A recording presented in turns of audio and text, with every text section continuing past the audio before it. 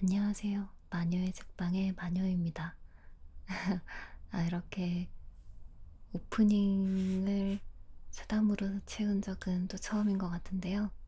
반갑습니다. 오늘 읽어볼 책은 허밍버드에서 나온 이상한 나라의 앨리스입니다. 많은 분들이 좋아하시는 명작 동화이지만서도 저 개인적으로 굉장히 좋아하는 책이기 때문에 오늘 시간이 굉장히 즐거울 것 같아요. 특히나 제일 좋아하는 씬은 탁자 위에 있는 열쇠를 집으려고 약을 들이킨 다음에 몸이 굉장히 커지잖아요. 그때 흘린 눈물이 웅덩이가 되어서 본인이 이제 또 빠지는 씬이 있는데 그 부분을 가장 좋아합니다. 그래서 오늘은 처음부터 앨리스가 눈물에 빠지는 그 웅덩이 씬까지 한번 쭉 읽어볼까 해요. 재밌게 들어주시고요. 잘 들어주셨다면 잊지 마시고 구독과 좋아요 한 번씩만 부탁드리겠습니다. 그럼 시작할게요. 제1장 토끼 굴 속으로. 앨리스는 아무런 할 일도 없이 언니와 함께 강둑 위에 앉아있다 보니 몹시 피곤해지기 시작했다. 한 번인가 두 번 언니가 읽고 있던 책에 흘낏 시선을 던졌지만 그림도 대화도 찾아볼 수 없었다. 대체 그림도 대화도 없는 책이 다 무슨 소용이람? 그래서 앨리스는 일어나서 데이지 꽃을 꺾어 목걸이를 만들까 말까 생각하는 일에 마음을 쏟고 있었다. 바로 그때였다. 분홍 눈을 가진 토끼가 바로 근처에서 뛰어가고 있었다. 그다지 눈길을 끌만한 장면은 아니었다. 그러다 앨리스는 토끼가 이런, 안 돼, 늦을지도 몰라 하고 혼자 중얼거리는 소리를 분명히 들었다. 하지만 토끼가 조끼 주머니에서 시계를 꺼내 들여다본 뒤 다시 서둘러 뛰기 시작하자 앨리스는 자리에서 벌떡 일어났다. 문득 여태껏 조끼 주머니에서 시계를 꺼내는 토끼는커녕 조끼를 입은 토끼도 본 적이 없다는 사실을 깨달았고 호기심에 불타 토끼를 쫓아 달리기 시작했다. 이윽고 산 울타리 아래에 커다란 토끼굴로 막 뛰어들어가는 토끼를 볼 수 있었다. 앨리스는 다시 어떻게 밖으로 나올지 생각해 볼 틈도 없이 토끼를 따라 굴로 뛰어들었다. 마치 터널에서 곧게 이어지던 굴은 어느 순간 갑자기 밑으로 푹 꺼졌다.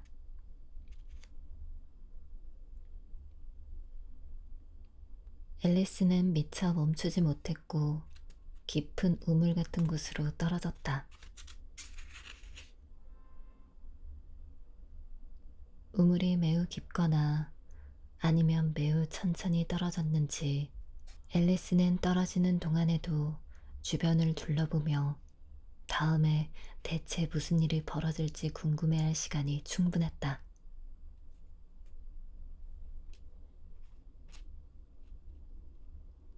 처음에는 아래를 내려다보며 어떤 일과 맞닥뜨리게 될지 알아보려고 했지만 너무 어두워서 아무것도 보이지 않았다.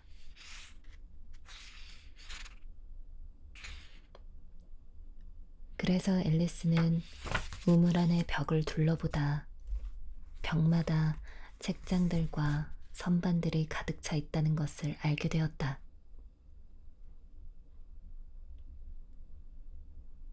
여기저기에 못으로 고정된 지도와 그림을 볼 수 있었다.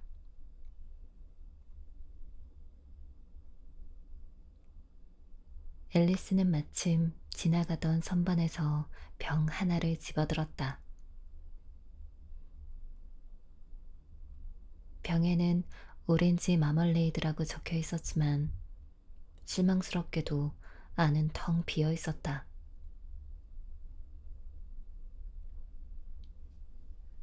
앨리스는 병을 아래로 던지면 누군가 맞을지도 모른다는 두려움 때문에 지나쳐가는 다른 선반 위에 병을 가까스로 올려놓았다. 앨리스는 생각했다. 좋아. 이렇게 계속 떨어지다 보면 계단에서 굴러 떨어지는 것쯤은 아무 일도 아닐 거야. 집에 돌아가면 모두 나를 용감하다고 생각하겠지? 언젠가 집은 꼭대기에서 떨어지더라도 아무 말 안 할 거야. 아래로, 아래로, 아래로. 끝없이 떨어질 것만 같았다. 앨리스는 큰 소리로 말했다. 내가 얼마나 떨어지고 있는 걸까? 분명 지구의 중심부로 떨어지고 있는 것이 틀림없어. 어디 보자. 지구의 중심까지는 6,000km쯤이니까. 그래, 아마 그쯤 될 거야. 그런데 이곳의 위도와 경도는 어떻게 될까? 앨리스는 계속해서 말했다. 이러다가 지구를 뚫고 나가는 건 아닐까? 불구나무를 서서 걸어다니는 사람들 사이에 있으면 얼마나 웃길까? 내 생각에 배척점은... 아무튼 내가 어떤 나라에 와 있는지는 물어봐야겠지? 실례지만 아주머니, 여기가 뉴질랜드인가요?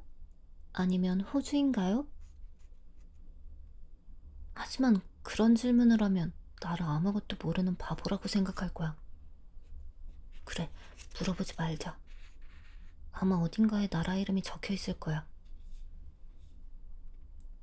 아래로, 아래로, 아래로. 계속 아래로 떨어지기만 할 뿐 달리 할 일이 없던 앨리스는 다시 혼잣말을 시작했다. 오늘 밤 다이나가 날 무척 그리워할 거야. 그 생각을 왜 못했지? 가족이 차 마시는 시간에 잊지 말고 다이나에게도 우유를 줘야 할 텐데. 제 사랑 다이나, 너도 나랑 같이 여기 있다면 좋을 텐데. 안타깝게도 쥐들이 둥둥 떠다니지는 않지만 박쥐는 잡을 수 있을 거야. 너도 알잖아. 박쥐는 쥐랑 거의 비슷하다는 걸. 근데 고양이가 박쥐도 먹나? 앨리스는 마치 잠꼬대를 하듯 다시 혼잣말을 중얼거리기 시작했다. 고양이가 박쥐를 먹나? 고양이가 박쥐를 먹나? 가끔은 박쥐가 고양이를 먹나? 라고도 중얼거렸다. 앨리스는 두 질문 다 대답할 수 없었다. 어떻게 대답하더라도 그다지 상관이 없었기 때문이다. 앨리스는 다시 깜빡 잠이 들었다. 다이나와 손을 잡고 걸으면서 매우 진지하게 물었다. 자, 다이나, 사실을 말해봐. 박쥐를 먹어본 적이 있니? 앨리스는 갑자기 쿵, 쿵 소리를 내며 마른 낙엽과 나뭇가지가 잔뜩 쌓여 있는 더미 위로 풀썩 떨어졌다. 마침내 아래로 아래로 떨어지는 일이 멈춘 것이다. 조금도 다치지 않은 앨리스는 벌떡 몸을 일으켰다. 위를 올려다보았지만 온통 깜깜하기만 했다. 앨리스 앞으로 긴 통로가 하나 있었고 하얀 토끼가 서둘러 내려가는 모습이 보였다. 머뭇거리고 있을 시간이 없었다. 앨리스는 바람처럼 달려갔고 모퉁이를 돌던 토끼가 오, 내 기와 수염, 얼마나 늦었을까? 라고 말하는 소리를 들었다. 앨리스는 토끼를 바짝 따라갔지만 모퉁이를 돌았을 때 토끼는 이미 사라지고 없었다.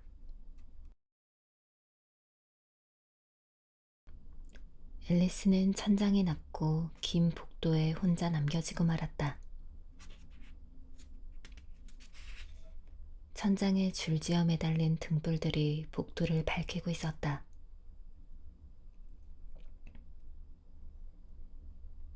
복도에는 문이 여러 개 있었지만 모두 잠겨 있었다. 앨리스는 복도를 따라가며 양쪽의 문을 하나씩 열어보았지만 하나도 열리지 않았다. 힘없이 복도 한가운데로 걸어 나와 어떻게 하면 다시 나갈 수 있을지를 궁리했다. 문득 다리가 3개뿐인 탁자가 눈에 띄었다. 두꺼운 유리로 만들어진 탁자 위에는 조그만 황금 열쇠 하나가 놓여 있었다. 앨리스는 그 열쇠로 분명 복도의 문 중 하나를 열 수 있다고 생각했다. 하지만 세상에, 자물쇠들은 너무 컸고 열쇠는 너무 작았다. 어떤 자물쇠도 열리지 않을 것처럼 보였다. 하지만 다시 한번 복도를 둘러보던 앨리스는 조금 전에는 보지 못했던 낮은 커튼을 발견했다.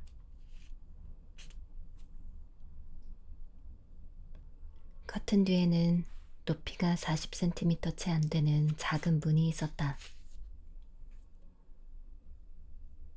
앨리스는 조그만 황금 열쇠를 자물쇠에 밀어 넣었고 열쇠가 자물쇠에 꼭 맞자 매우 기뻤다.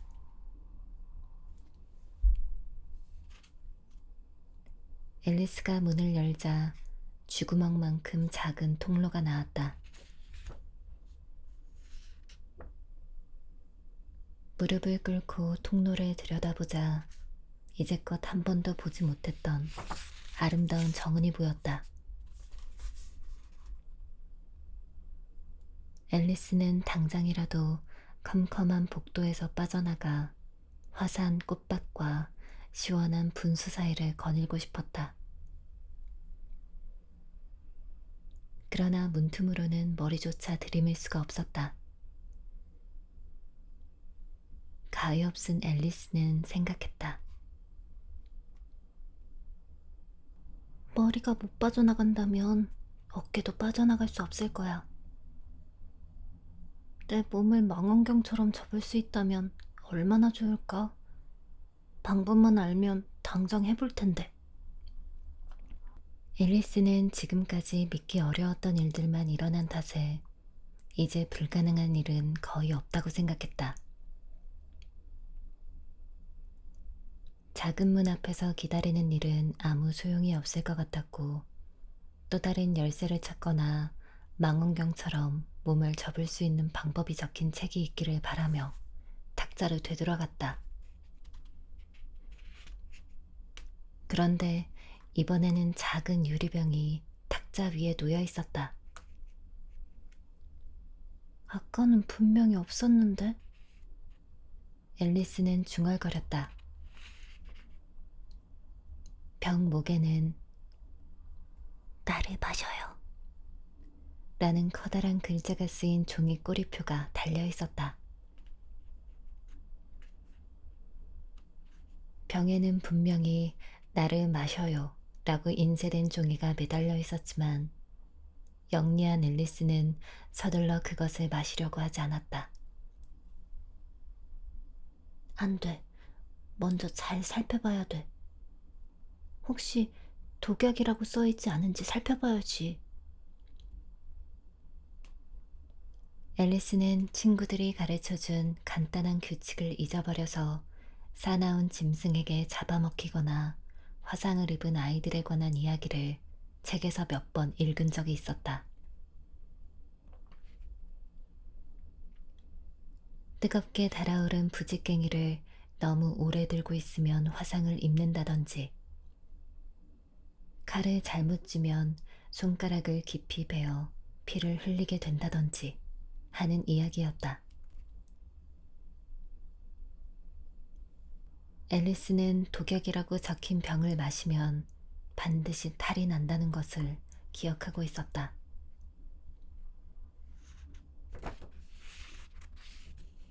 그런데 그 병에는 어디에도 독약이라는 표시가 없었다. 앨리스는 용기를 내어 살짝 맛을 보았다. 맛이 어찌나 좋았던지. 그것은 체리 타르트, 커스터드, 파인애플, 구운 칠면조, 토피사탕, 그리고 버터를 바른 뜨거운 토스트가 뒤섞인 맛이었다. 앨리스는 단숨에 그 병 안에 든 것을 모두 마셔버렸다. 기분이 아주 이상해. 마치 망원경처럼 몸이 접히는 것 같아. 정말 그랬다. 앨리스의 키는 25cm로 작아졌다.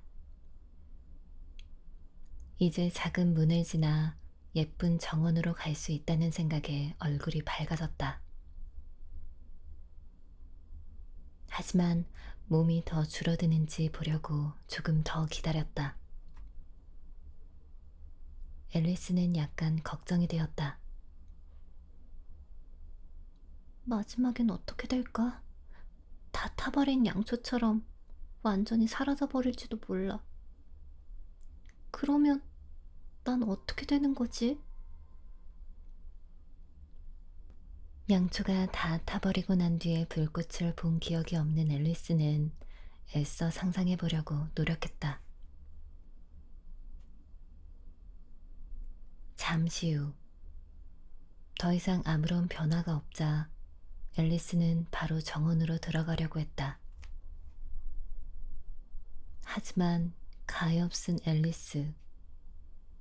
문 앞에 다가가서야 황금 열쇠를 탁자 위에 두고 왔다는 생각이 났다. 열쇠를 찾아 다시 탁자로 돌아갔을 때에는 탁자 위까지 손이 닿질 않았다. 유리 탁자 위의 열쇠가 똑똑히 보였다. 앨리스는 탁자 다리를 붙들고 올라가려고 애썼지만 너무 미끄러웠다. 마침내 기운이 완전히 빠진 가엾은 앨리스는 자리에 주저앉아 울음을 터뜨렸다. 진정하자. 이렇게 울어도 소용없는 일이야. 당장 울음을 그치지 못해? 앨리스는 똑똑하게 자신을 타일렀다. 앨리스는 평소에도 자신에게 아주 훌륭한 충고를 하곤 했고 가끔 눈물을 뚝뚝 흘릴 만큼 엄격하게 자신을 야단치기도 했다. 엉뚱한 앨리스는 혼자서 두 사람인 척하며 노는 것을 좋아했는데 언젠가 혼자서 그렇게 경기를 하다가 속임수를 썼다는 이유로 제 따귀를 때리려고 한 적도 있었다. 하지만 이제는 소용없어. 두 사람인 척해도 말이야. 왜냐하면 지금은 한 사람 먹으라기도 버거우니까. 가엾은 앨리스는 생각했다. 그때 탁자 밑에 놓여있던 작은 유리 상자가 앨리스의 눈에 들어왔다. 앨리스가 상자를 열어보니 그 안에는 나를 먹어요 라는 글씨가 건포도로 아름답게 장식된 아주 조그만 케이크가 들어있었다. 좋아, 이걸 먹어보자. 이 케이크를 먹고 키가 커진다면 열쇠를 집을 수 있을 거야. 혹시 너 작아진다면 문 아래로 기어 나가면 되겠지. 어느 쪽이더라도 상관없어. 앨리스는 케이크를 조금 먹었고 초조하게 혼잣말을 했다. 커질까? 아니면 작아질까? 머리 위에 손을 올려놓고 키가 커지는지 알아보았지만 키는 변하지 않고 그대로였다. 물론 케이크를 먹었을 때 아무 일도 일어나지 않은 것이 당연하다. 그러나 신기한 일이 벌어질 거라고 생각했던 앨리스에게 이처럼 평범한 일은 시시하고 따분하기만 했다. 그래서 앨리스는 케이크를 순식간에 다 먹어치웠다. 제2장 눈물 웅덩이. 이상해진다. 이상해져. 앨리스가 외쳤다. 이제 난 세상에서 가장 큰 망원경을 펼 때처럼 길어지고 있어. 잘 있어라, 봐라, 잘 있어. 불쌍한 나의 작은 발. 누가 너희에게 양말과 신발을 신겨줄까? 난 이제 해줄 수가 없는데. 너희는 나와 너무 멀리 떨어져 있구나. 이제는 너희 스스로 훌륭하게 그 일을 해내야 해. 발들에게 친절하게 굴걸. 앨리스는 생각에 잠겼다. 그렇지 않으면 내 발은 이제 내가 가고 싶은 곳으로는 안 가려고 할 거야. 그래, 크리스마스 때마다 새 장화를 한 켤레씩 선물하자. 앨리스는 어떻게 하면 매년 장화를 선물할 수 있을지 궁리하기 시작했다. 아무래도 배달부를 보내야겠어. 그러면 얼마나 우스울까? 자기 발에 선물을 보내다니. 받는 주소도 얼마나 우스울까? 앨리스의 오른발 귀야, 벽난로 옆 깔개. 사랑을 담아 앨리스가. 세상에, 내가 지금 얼마나 말도 안 되는 소리를 하고 있는 거야. 그 말을 하자마자 앨리스는 복도의 지붕에 머리를 부딪혔다. 이제 키가 2m 70cm가 넘는 앨리스는 단번에 열쇠를 낚아채어 정원으로 향하는 문으로 달려갔다.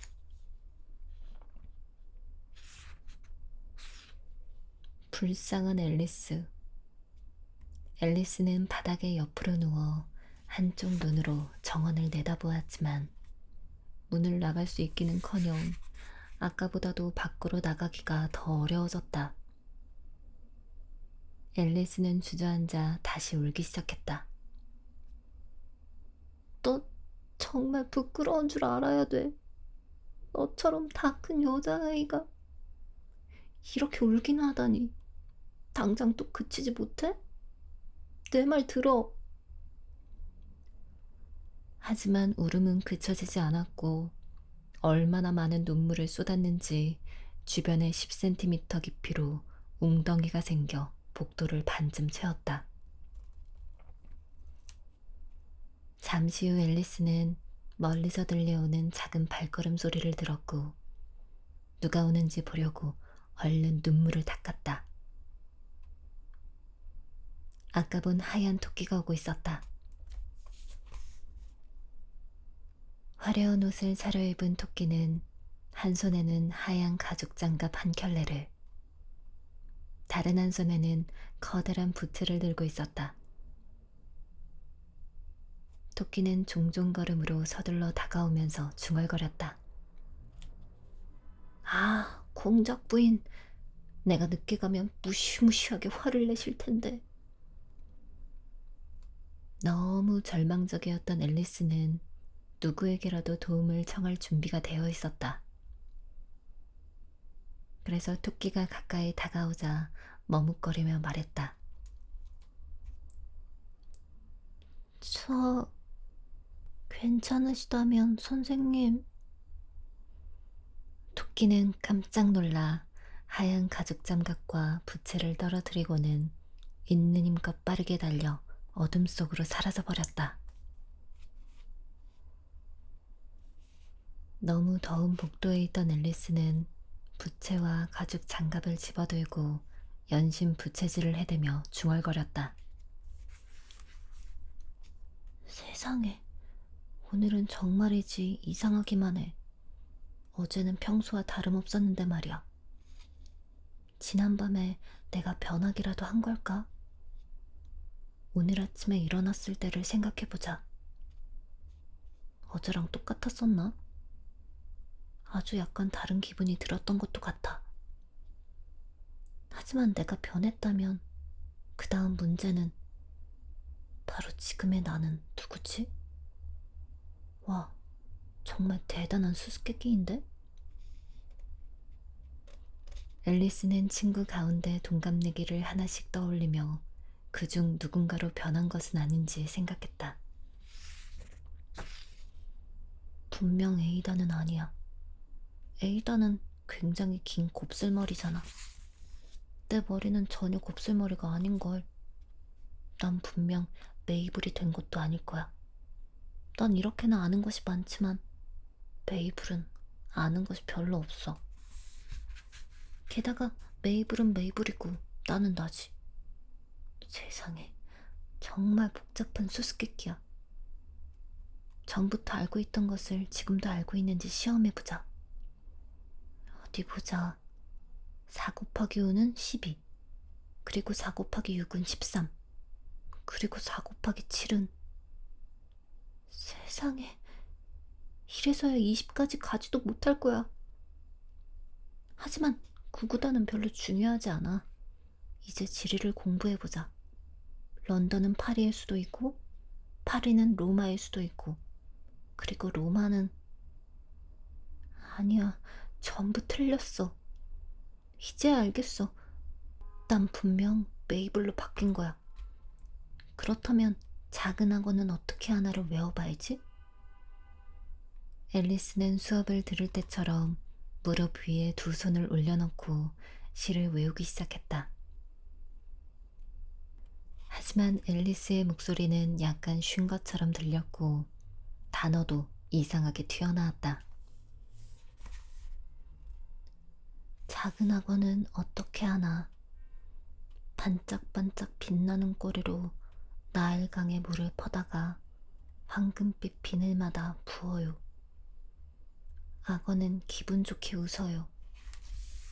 말끔한 발톱을 세우고 부드러운 미소를 지으며 입에 들어오는 작은 물고기들을 맞아들여요. 아마도 틀렸을 거야. 가엾은 앨리스가 말했다. 앨리스는 다시 눈물이 그렁그렁한 눈으로 말을 이어갔다. 난 이제 메이블이 된 거야.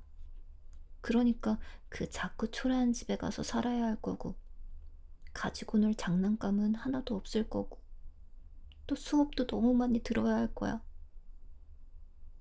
안 돼. 이미 결심했어. 만약 내가 메이블이라면 여기서 나가지 않을 거야.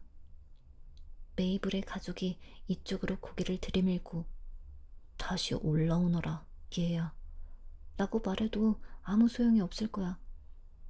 나는 그냥 위를 올려다보면서 그럼 내가 누구예요? 먼저 말씀해보세요. 찾으시는 그 사람이 내가 맞다면 그때 올라갈게요. 내가 그 사람이 아니라면 여기서 올라가지 않을 거예요. 내가 그 사람이 될 때까지. 하고 말할 거야. 하지만 세상에 갑자기 울음을 터뜨리며 앨리스가 소리쳤다. 그래도 그들이 고개를 이쪽으로 들이밀어 주었으면 여기 이렇게 혼자 있는 것도 완전히 지쳤는걸. 그렇게 말하며 앨리스는 제 손을 내려다보았고 말하는 동안에도 토끼의 작고 하얀 가죽 장갑 한 짝을 손에 쥐고 있었다는 것을 깨닫고 깜짝 놀랐다. 내가 뭘 어떻게 했던 거지? 앨리스는 생각했다. 내가 다시 작아지고 있나 봐. 앨리스는 자리에서 일어나 탁자로 다가가 키를 재보았다. 이제 키는 60cm 정도 되는 것 같았고 계속해서 줄어들고 있다는 사실을 깨달았다. 앨리스는 곧 그 이유가 들고 있던 부채 때문이라는 것을 알아차렸고 완전히 사라져버릴 정도로 줄어들기 전에 서둘러 부채를 던져버렸다. 정말 큰일 날 뻔했지 뭐야? 갑자기 변해버릴 때는 꽤 겁을 먹었지만 자신이 완전히 사라지지 않았다는 것을 깨닫고는 매우 기뻤다. 이제 정원으로 가볼까? 앨리스는 있는 힘을 다해 작은 문으로 뛰어갔다. 하지만 저런. 작은 문은 다시 잠겨 있었고 조그만 황금 열쇠는 아까처럼 유리 탁자 위에 놓여 있었다. 더 나쁜 일만 일어나고 있네. 한 번도 이렇게까지 작아진 적은 없었는데. 이제 나쁜 일은 그만 일어나기를. 충분하다고. 그 순간 앨리스는 그만 미끄러지고 말았다. 그리고 첨벙. 앨리스는 이제 뺨까지 소금물에 잠기고 말았다. 처음에는 어쩌다가 바다에 빠진 거라고 생각했다. 그러면 기차를 타고 돌아갈 수 있을 거야. 하지만 앨리스는 곧 자신이 키가 2m 70cm까지 커졌을 때 흘린 눈물이 고여서 생긴 웅덩이에 빠졌다는 사실을 깨달았다. 그렇게 많이 울지 말걸. 헤엄을 치며 빠져나갈 길을 찾던 앨리스가 말했다. 내가 흘린 눈물에 빠져버리다니 아마 분명 벌을 받는 걸 거야. 정말이지 이상한 일이야. 하지만 오늘은 이상한 일만 일어나고 있네. 바로 그때 앨리스는 무언가 웅덩이로 뛰어드는 소리를 들었다. 앨리스는 무엇인지 알아보려고 소리가 나는 쪽으로 헤엄쳐갔다. 처음에 앨리스는 그것이 해마나 하마라고 생각했지만 고작 생쥐 한 마리가 자신처럼 미끄러졌다는 것을 알게 되었고 그 다음 순간 자신이 얼마나 작아졌는지를 기억해냈다.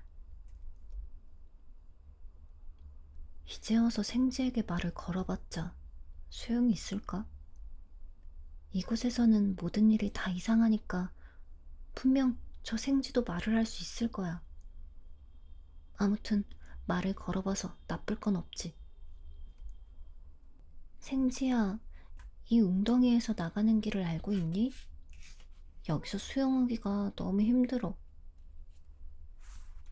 생쥐는 앨리스를 호기심 어린 눈으로 바라보았는데 작은 눈으로 앨리스에게 윙크를 보내는 것처럼 보였지만 아무 말도 하지는 않았다.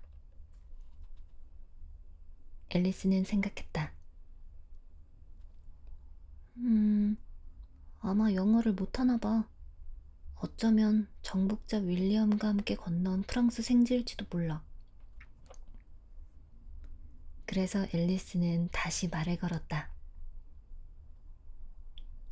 오에마샷? 내 고양이는 어디 있니? 앨리스의 불어 교과서에 처음 나와 있는 문장이었다.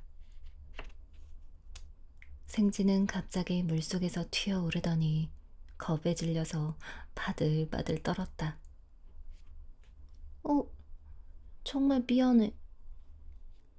가엾은 생쥐의 기분을 상하게 해서 미안했던 앨리스는 황급히 외쳤다. 네가 고양이를 좋아하지 않는다는 걸 깜빡 잊어버렸지 뭐야? 고양이를 좋아하지 않다니. 생쥐가 격앙되고 날카로운 목소리로 소리쳤다. 네가 나라면 고양이를 좋아할 것 같아? 글쎄, 아마도 아니겠지? 앨리스가 달래듯 말했다. 그런 걸로 화내지 마. 너에게 우리 고양이 다이나를 보여줄 수 있다면 좋을 텐데. 내 생각에 넌 다이나를 보기만 해도 고양이를 좋아하게 될 거야. 다이나는 정말이지 귀염둥이라니까? 앨리스는 웅덩이 안을 천천히 헤엄치며 혼잣말하듯 생쥐에게 말했다. 다이나는 난로가에 앉아 기분 좋게 갸르릉거리며 아빠를 핥아 얼굴을 닦고는 해. 만지면 얼마나 부드러운지 몰라. 그리고 다이나는 생쥐를 잡는 명수이기도 해. 미안해. 앨리스는 다시 한번 외쳤다. 생쥐는 아예 온몸의 털을 곤두세우고 있었다. 앨리스는 자신이 너무나 공격적이었다고 생각했다. 네가 싫으면 다이나 이야기는 더 하지 말자. 그 이야기는 그만해. 꼬리 끝까지 벌벌 떨고 있던 생쥐가 소리쳤다. 내가 그 주제를 입에 올리고 싶어 할 것 같아? 우리 가족은 항상 고양이를 싫어했어. 거칠고 야비하고 비겁한 것들. 그 이름 다시는 듣고 싶지 않아. 나도 그만하려고 했어. 앨리스는 대화의 주제를 바꾸려고 허둥거리며 말했다. 그러면 걔에게는 호감이 있니? 생쥐가 대답하지 않자 앨리스는 억지로 말을 이었다. 우리 집 근처에 작고 예쁜 개가 한 마리 사는데 내게도 보여주고 싶어. 작고 똘망똘망한 눈을 한 테리어 종이야. 너도 알지? 그래. 길고 곱슬곱슬한 갈색 털을 지닌 개야. 물건을 던지면 물어오기도 하고 앉아서 밥을 달라고도 하고 다 기억할 수 없을 정도로 재주가 많아. 주인 아저씨는 농부인데 100파운드가 넘는 가치가 있는 개래. 그 아저씨도 그러는데 생쥐란 생쥐는 그 개가 전부 죽인다고. 세상에. 앨리스는 애처롭게 소리쳤다. 너를 또 겁주고 말았네. 이제 생쥐는 온 힘을 다해 첨벙거리며 앨리스로부터 멀리 헤엄쳐가고 있었다. 앨리스는 부드럽게 생쥐를 불렀다. 생쥐야, 내게 다시 돌아오렴. 이제 네가 좋아하지 않는다면 개나 고양이 이야기는 하지 않을게. 이 말을 들은 생쥐는 한 바퀴 돌아 앨리스에게로 천천히 헤엄쳐 왔다. 생쥐의 얼굴은 너무나 창백했다. 생쥐는 떨리는 목소리로 낮게 말했다. 우리 같이 웅덩이에서 나가자. 나가서 내가 겪었던 이야기를 들려줄게. 그러면 내가 왜 그토록 개와 고양이를 싫어하는지 너도 알게 될 거야. 나가기에 딱 알맞은 때였다. 이제 웅덩이는 물에 빠진 새와 동물들로 잔뜩 붐비고 있었다. 오리도 있었고, 도도새도 있었고, 앵무새도 있었고, 새끼 독수리도 있었고, 그 외에도 신기한 동물들이 제법 보였다. 앨리스가 앞장서서 헤엄을 쳤고 다른 동물들은 앨리스를 따라 모두 웅덩이 밖으로 나왔다.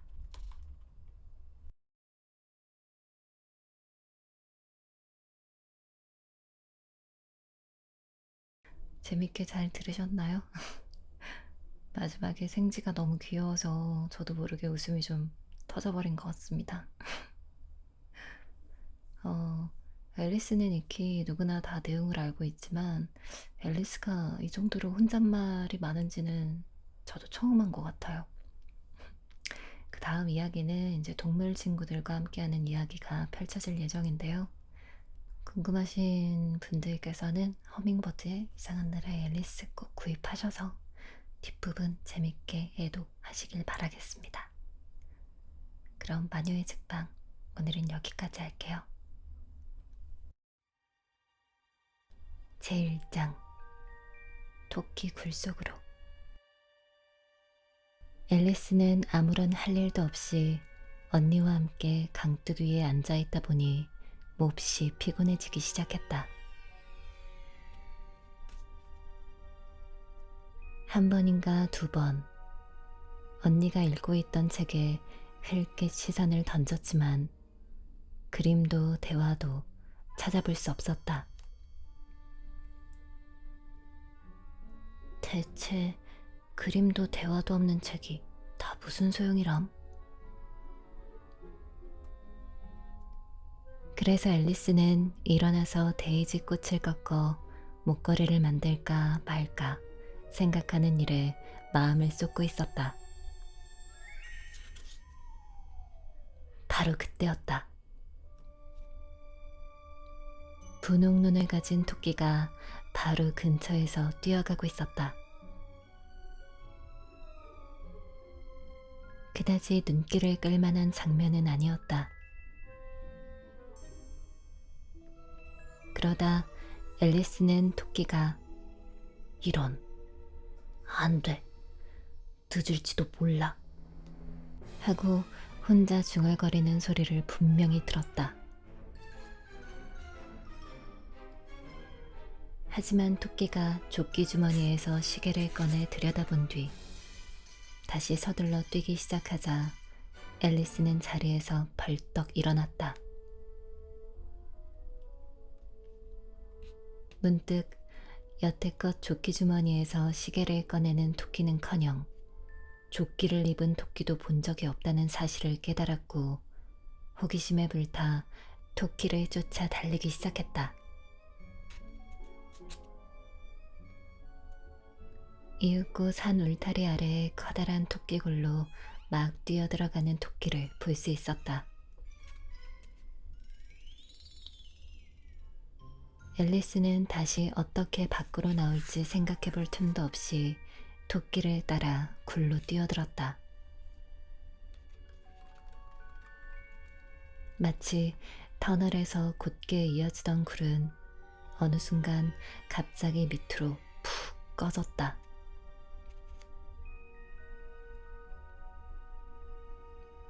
앨리스는 미처 멈추지 못했고 깊은 우물 같은 곳으로 떨어졌다. 우물이 매우 깊거나 아니면 매우 천천히 떨어졌는지 앨리스는 떨어지는 동안에도 주변을 둘러보며 다음에 대체 무슨 일이 벌어질지 궁금해할 시간이 충분했다.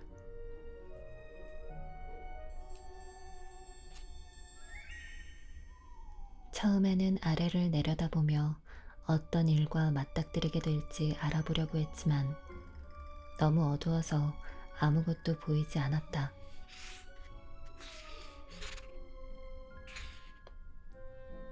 그래서 앨리스는 우물 안의 벽을 둘러보다 벽마다 책장들과 선반들이 가득 차 있다는 것을 알게 되었다.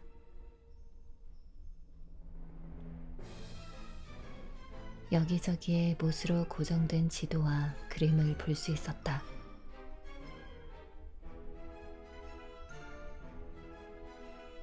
앨리스는 마침 지나가던 선반에서 병 하나를 집어들었다. 병에는 오렌지 마멀레이드라고 적혀 있었지만 실망스럽게도 안은 텅 비어 있었다.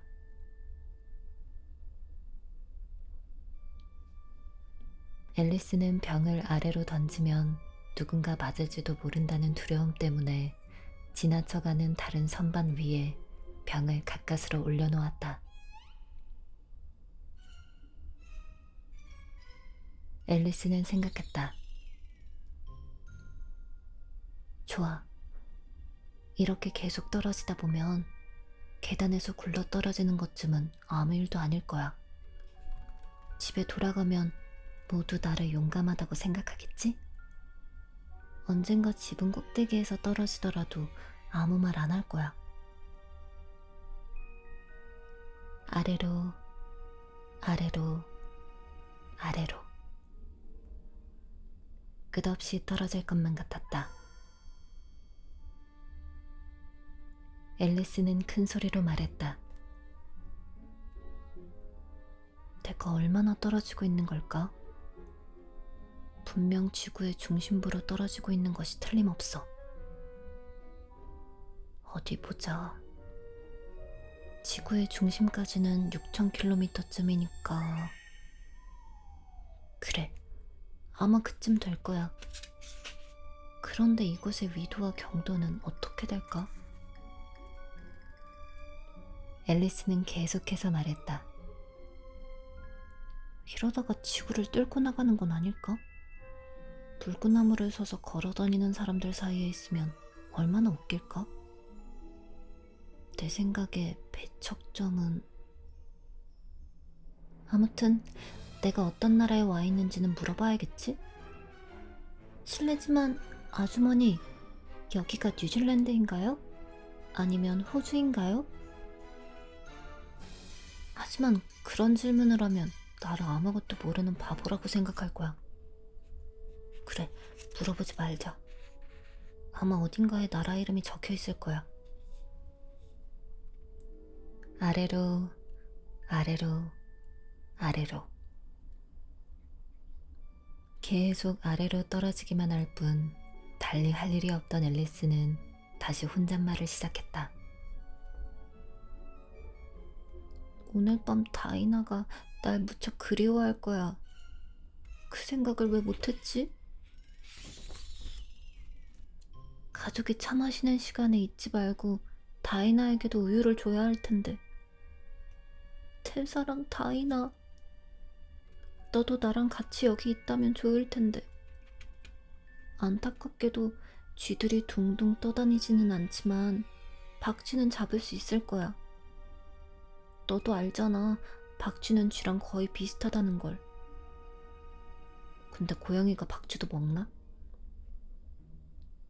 앨리스는 마치 잠꼬대를 하듯 다시 혼잣말을 중얼거리기 시작했다. 고양이가 박쥐를 먹나? 고양이가 박쥐를 먹나? 가끔은 박쥐가 고양이를 먹나? 라고도 중얼거렸다. 앨리스는 두 질문 다 대답할 수 없었다. 어떻게 대답하더라도 그다지 상관이 없었기 때문이다. 앨리스는 다시 깜빡 잠이 들었다. 다이나와 손을 잡고 걸으면서 매우 진지하게 물었다. 자, 다이나, 사실을 말해봐. 박쥐를 먹어본 적이 있니? 앨리스는 갑자기 쿵, 쿵 소리를 내며 마른 낙엽과 나뭇가지가 잔뜩 쌓여있는 더미 위로 풀썩 떨어졌다. 마침내 아래로 아래로 떨어지는 일이 멈춘 것이다. 조금도 다치지 않은 앨리스는 벌떡 몸을 일으켰다. 위를 올려다보았지만 온통 깜깜하기만 했다. 앨리스 앞으로 긴 통로가 하나 있었고 하얀 토끼가 서둘러 내려가는 모습이 보였다. 머뭇거리고 있을 시간이 없었다. 앨리스는 바람처럼 달려갔고 모퉁이를 돌던 토끼가 오, 내 기와 수염, 얼마나 늦었을까? 라고 말하는 소리를 들었다. 앨리스는 토끼를 바짝 따라갔지만 모퉁이를 돌았을 때 토끼는 이미 사라지고 없었다.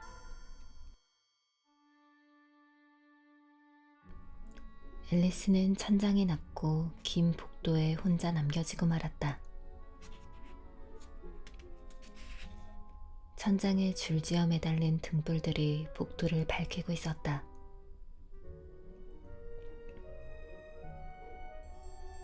복도에는 문이 여러 개 있었지만 모두 잠겨 있었다.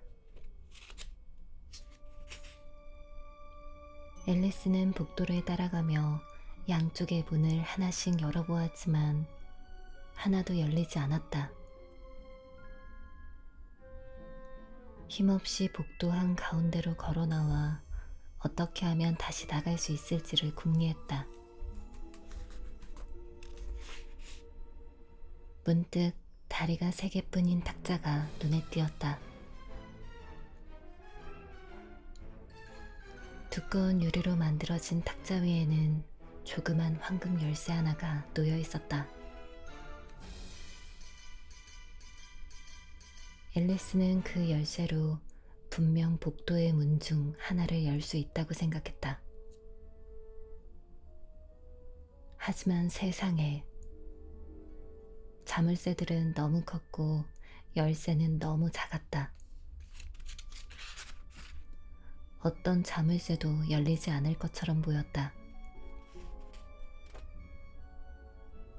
하지만 다시 한번 복도를 둘러보던 앨리스는 조금 전에는 보지 못했던 낮은 커튼을 발견했다.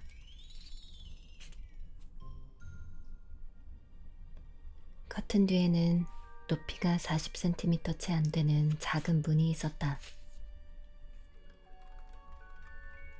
앨리스는 조그만 황금 열쇠를 자물쇠에 밀어 넣었고 열쇠가 자물쇠에 꼭 맞자 매우 기뻤다.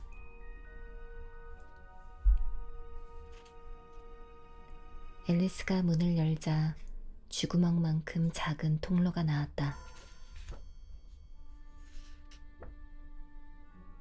무릎을 꿇고 통로를 들여다보자 이제껏 한 번도 보지 못했던 아름다운 정은이 보였다. 앨리스는 당장이라도 컴컴한 복도에서 빠져나가 화사한 꽃밭과 시원한 분수 사이를 거닐고 싶었다. 그러나 문틈으로는 머리조차 들이밀 수가 없었다. 가엾은 앨리스는 생각했다. 머리가 못 빠져나간다면 어깨도 빠져나갈 수 없을 거야. 내 몸을 망원경처럼 접을 수 있다면 얼마나 좋을까? 방법만 알면 당장 해볼 텐데. 앨리스는 지금까지 믿기 어려웠던 일들만 일어난 탓에 이제 불가능한 일은 거의 없다고 생각했다. 작은 문 앞에서 기다리는 일은 아무 소용이 없을 것 같았고 또 다른 열쇠를 찾거나 망원경처럼 몸을 접을 수 있는 방법이 적힌 책이 있기를 바라며 탁자를 되돌아갔다. 그런데 이번에는 작은 유리병이 탁자 위에 놓여 있었다. 아까는 분명히 없었는데? 앨리스는 중얼거렸다. 병 목에는 나를 마셔요 라는 커다란 글자가 쓰인 종이 꼬리표가 달려 있었다. 병에는 분명히 나를 마셔요 라고 인쇄된 종이가 매달려 있었지만 영리한 앨리스는 서둘러 그것을 마시려고 하지 않았다. 안 돼. 먼저 잘 살펴봐야 돼. 혹시 독약이라고 써있지 않은지 살펴봐야지. 앨리스는 친구들이 가르쳐준 간단한 규칙을 잊어버려서 사나운 짐승에게 잡아먹히거나 화상을 입은 아이들에 관한 이야기를 책에서 몇 번 읽은 적이 있었다. 뜨겁게 달아오른 부직갱이를 너무 오래 들고 있으면 화상을 입는다던지, 칼을 잘못 쥐면 손가락을 깊이 베어 피를 흘리게 된다던지 하는 이야기였다. 앨리스는 독약이라고 적힌 병을 마시면 반드시 탈이 난다는 것을 기억하고 있었다.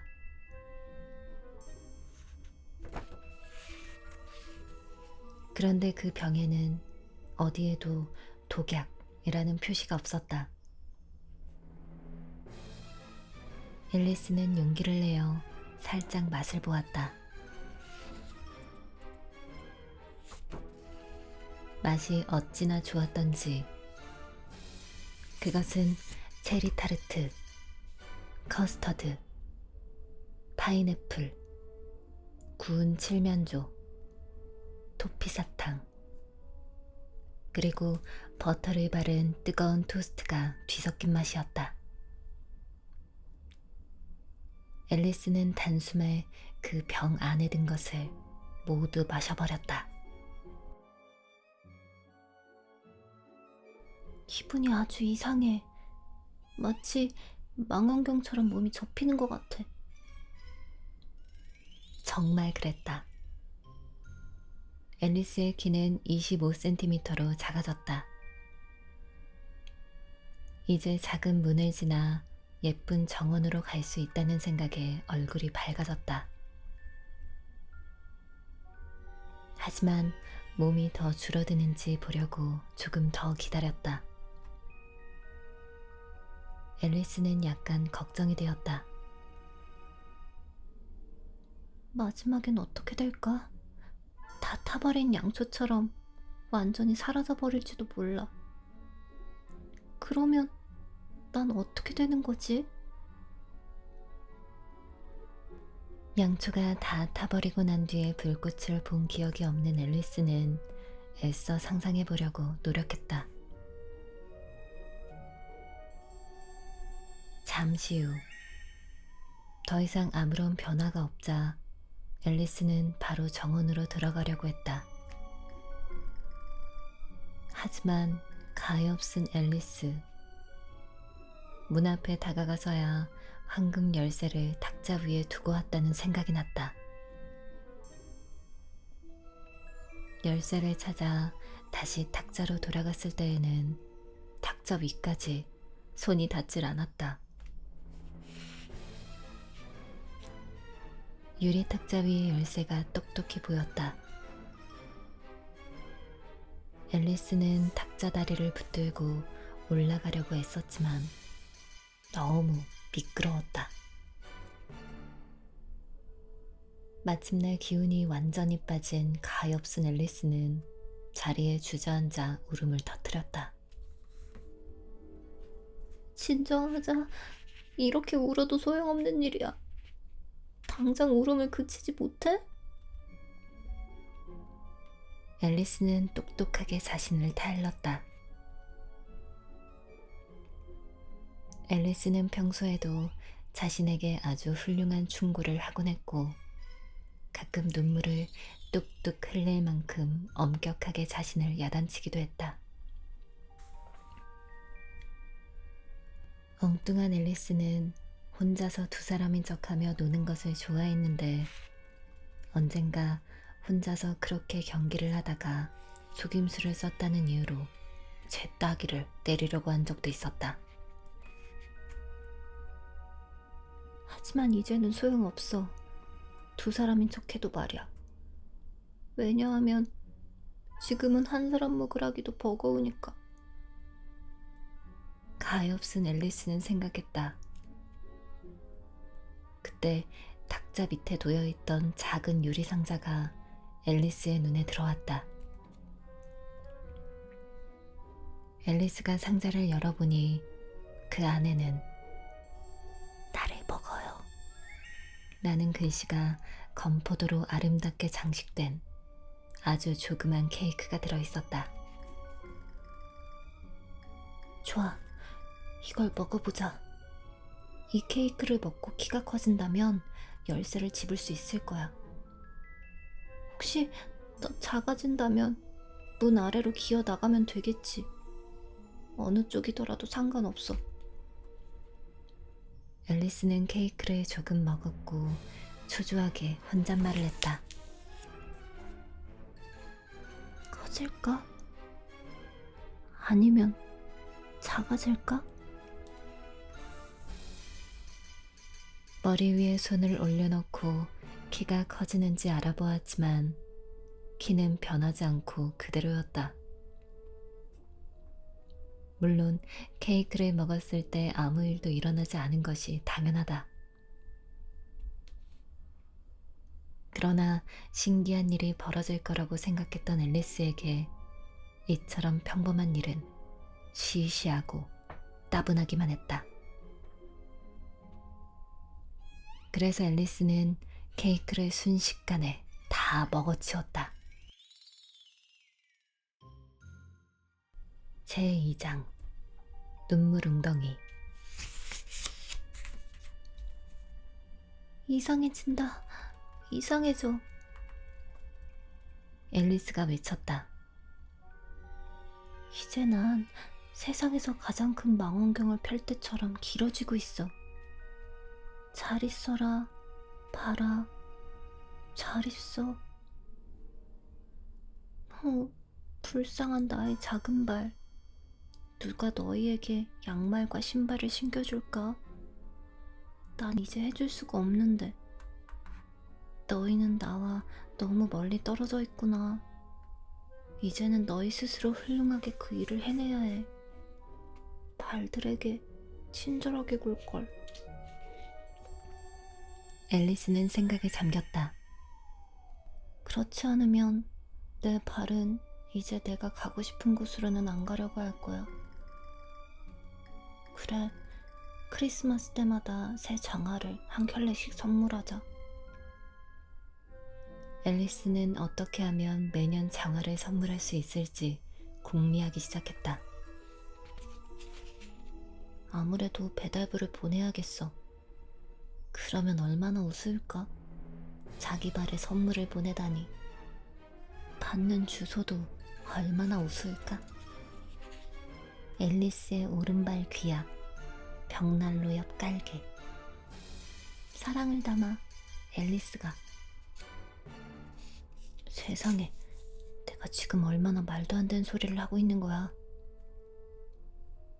그 말을 하자마자 앨리스는 복도의 지붕에 머리를 부딪혔다. 이제 키가 2m 70cm가 넘는 앨리스는 단번에 열쇠를 낚아채어 정원으로 향하는 문으로 달려갔다.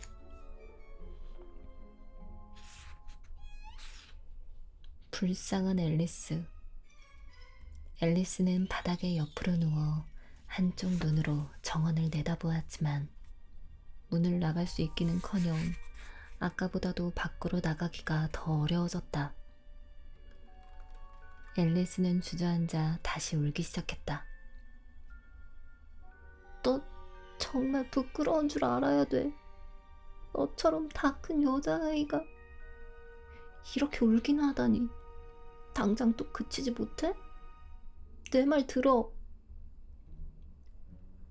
하지만 울음은 그쳐지지 않았고 얼마나 많은 눈물을 쏟았는지 주변에 10cm 깊이로 웅덩이가 생겨 복도를 반쯤 채웠다.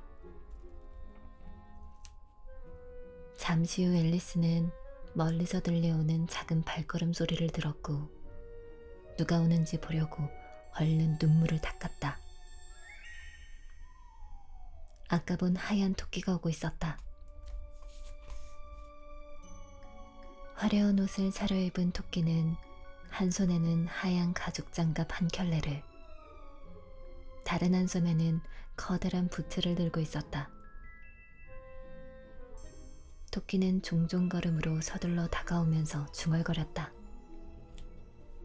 아, 공작 부인. 내가 늦게 가면 무시무시하게 화를 내실 텐데. 너무 절망적이었던 앨리스는 누구에게라도 도움을 청할 준비가 되어 있었다. 그래서 토끼가 가까이 다가오자 머뭇거리며 말했다. 저 괜찮으시다면 선생님. 토끼는 깜짝 놀라 하얀 가죽 장갑과 부채를 떨어뜨리고는 있는 힘껏 빠르게 달려 어둠 속으로 사라져버렸다. 너무 더운 복도에 있던 앨리스는 부채와 가죽 장갑을 집어들고 연신 부채질을 해대며 중얼거렸다. 세상에, 오늘은 정말이지 이상하기만 해. 어제는 평소와 다름없었는데 말이야. 지난밤에 내가 변하기라도 한 걸까? 오늘 아침에 일어났을 때를 생각해보자. 어제랑 똑같았었나? 아주 약간 다른 기분이 들었던 것도 같아. 하지만 내가 변했다면 그 다음 문제는 바로 지금의 나는 누구지? 와, 정말 대단한 수수께끼인데? 앨리스는 친구 가운데 동갑내기를 하나씩 떠올리며 그중 누군가로 변한 것은 아닌지 생각했다. 분명 에이다는 아니야. 에이다는 굉장히 긴 곱슬머리잖아. 내 머리는 전혀 곱슬머리가 아닌걸. 난 분명 메이블이 된 것도 아닐 거야. 난 이렇게나 아는 것이 많지만 메이블은 아는 것이 별로 없어. 게다가 메이블은 메이블이고 나는 나지. 세상에, 정말 복잡한 수수께끼야. 전부터 알고 있던 것을 지금도 알고 있는지 시험해보자. 어디 보자. 4 곱하기 5는 12, 그리고 4 곱하기 6은 13, 그리고 4 곱하기 7은... 세상에, 이래서야 20까지 가지도 못할 거야. 하지만 구구단은 별로 중요하지 않아. 이제 지리를 공부해보자. 런던은 파리일 수도 있고, 파리는 로마일 수도 있고, 그리고 로마는... 아니야, 전부 틀렸어. 이제 알겠어. 난 분명 메이블로 바뀐 거야. 그렇다면 작은 학원은 어떻게 하나를 외워봐야지? 앨리스는 수업을 들을 때처럼 무릎 위에 두 손을 올려놓고 시를 외우기 시작했다. 하지만 앨리스의 목소리는 약간 쉰 것처럼 들렸고 단어도 이상하게 튀어나왔다. 작은 학원은 어떻게 하나. 반짝반짝 빛나는 꼬리로 나일강에 물을 퍼다가 황금빛 비늘마다 부어요. 악어는 기분 좋게 웃어요. 말끔한 발톱을 세우고 부드러운 미소를 지으며 입에 들어오는 작은 물고기들을 맞아들여요. 아마도 틀렸을 거야. 가엾은 앨리스가 말했다. 앨리스는 다시 눈물이 그렁그렁한 눈으로 말을 이어갔다. 난 이제 메이블이 된 거야. 그러니까 그 작고 초라한 집에 가서 살아야 할 거고, 가지고 놀 장난감은 하나도 없을 거고, 또 수업도 너무 많이 들어야 할 거야. 안 돼. 이미 결심했어. 만약 내가 메이블이라면 여기서 나가지 않을 거야. 메이블의 가족이 이쪽으로 고개를 들이밀고 다시 올라오너라 얘야 라고 말해도 아무 소용이 없을 거야. 나는 그냥 위를 올려다보면서 그럼 내가 누구예요? 먼저 말씀해보세요. 찾으시는 그 사람이 내가 맞다면 그때 올라갈게요. 내가 그 사람이 아니라면 여기서 올라가지 않을 거예요. 내가 그 사람이 될 때까지. 하고 말할 거야. 하지만 세상에 갑자기 울음을 터뜨리며 앨리스가 소리쳤다. 그래도 그들이 고개를 이쪽으로 들이밀어 주었으면 여기 이렇게 혼자 있는 것도 완전히 지쳤는걸. 그렇게 말하며 앨리스는 제 손을 내려다보았고 말하는 동안에도 토끼의 작고 하얀 가죽 장갑 한 짝을 손에 쥐고 있었다는 것을 깨닫고 깜짝 놀랐다. 내가 뭘 어떻게 했던 거지? 앨리스는 생각했다. 내가 다시 작아지고 있나 봐. 앨리스는 자리에서 일어나 탁자로 다가가 키를 재보았다. 이제 키는 60cm 정도 되는 것 같았고 계속해서 줄어들고 있다는 사실을 깨달았다. 앨리스는 곧 그 이유가 들고 있던 부채 때문이라는 것을 알아차렸고 완전히 사라져버릴 정도로 줄어들기 전에 서둘러 부채를 던져버렸다. 정말 큰일 날 뻔했지 뭐야? 갑자기 변해버릴 때는 꽤 겁을 먹었지만 자신이 완전히 사라지지 않았다는 것을 깨닫고는 매우 기뻤다. 이제 정원으로 가볼까? 앨리스는 있는 힘을 다해 작은 문으로 뛰어갔다. 하지만 저런. 작은 문은 다시 잠겨 있었고 조그만 황금 열쇠는 아까처럼 유리 탁자 위에 놓여 있었다. 더 나쁜 일만 일어나고 있네. 한 번도 이렇게까지 작아진 적은 없었는데 이제 나쁜 일은 그만 일어나기를. 충분하다고. 그 순간 앨리스는 그만 미끄러지고 말았다. 그리고 첨벙. 앨리스는 이제 뺨까지 소금물에 잠기고 말았다. 처음에는 어쩌다가 바다에 빠진 거라고 생각했다. 그러면 기차를 타고 돌아갈 수 있을 거야. 하지만 앨리스는 곧 자신이 키가 2m 70cm까지 커졌을 때 흘린 눈물이 고여서 생긴 웅덩이에 빠졌다는 사실을 깨달았다. 그렇게 많이 울지 말걸. 헤엄을 치며 빠져나갈 길을 찾던 앨리스가 말했다. 내가 흘린 눈물에 빠져버리다니 아마 분명 벌을 받는 걸 거야. 정말이지 이상한 일이야. 하지만 오늘은 이상한 일만 일어나고 있네. 바로 그때 앨리스는 무언가 웅덩이로 뛰어드는 소리를 들었다. 앨리스는 무엇인지 알아보려고 소리가 나는 쪽으로 헤엄쳐갔다. 처음에 앨리스는 그것이 해마나 하마라고 생각했지만 고작 생쥐 한 마리가 자신처럼 미끄러졌다는 것을 알게 되었고 그 다음 순간 자신이 얼마나 작아졌는지를 기억해냈다. 이제 와서 생쥐에게 말을 걸어봤자 소용이 있을까? 이곳에서는 모든 일이 다 이상하니까 분명 저 생쥐도 말을 할 수 있을 거야. 아무튼 말을 걸어봐서 나쁠 건 없지. 생쥐야, 이 웅덩이에서 나가는 길을 알고 있니? 여기서 수영하기가 너무 힘들어. 생쥐는 앨리스를 호기심 어린 눈으로 바라보았는데 작은 눈으로 앨리스에게 윙크를 보내는 것처럼 보였지만 아무 말도 하지는 않았다. 앨리스는 생각했다. 아마 영어를 못하나 봐.